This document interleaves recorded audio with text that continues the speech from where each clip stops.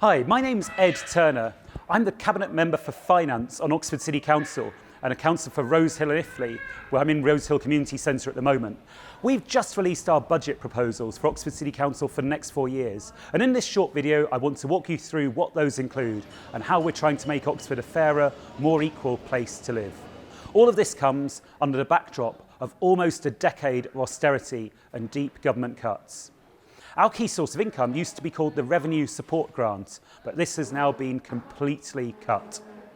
The government has announced that the new homes bonus, another source of funding that we get, is also going to be cut, and we're likely to see further reductions through the government's proposed changes to the business rates.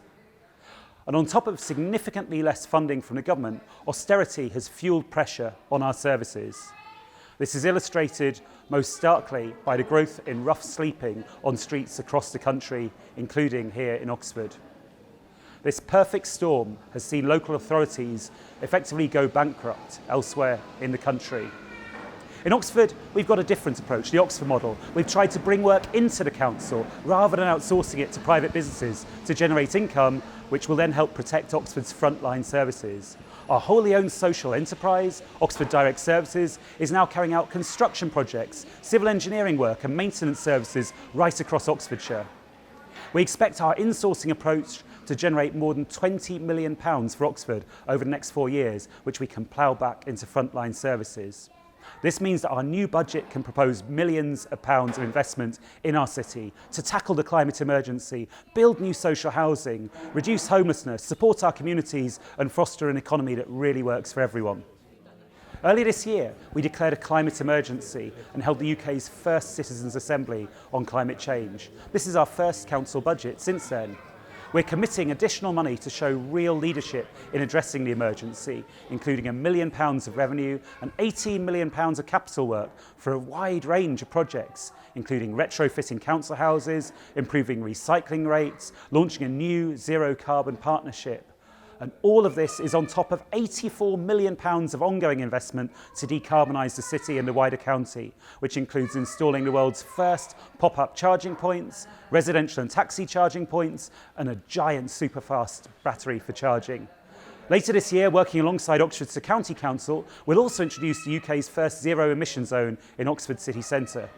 Oxford continues to have a housing crisis, and we're continuing to expand our stock of 7,800 council homes to provide genuinely affordable housing for Oxford's young people and families. In 2019, the first new council homes at Barton Park were occupied, and our new council budget builds on this by proposing £136 million of investment to build 620 new council homes over the next 4 years, including right next to us at Rose Hill.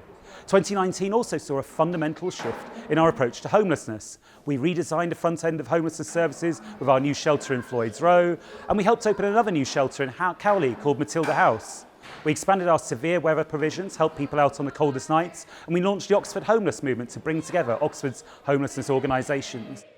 Our new budget proposes to build on that by increasing the budget to reduce rough sleeping by a further £1.2 million to support the new project at Floyd's Row. And this means that by 2021, we'll be spending over £7 million a year on homelessness. New government data earlier this year showed that poverty levels in Oxford are reducing, and we really want that to go further with these budget proposals.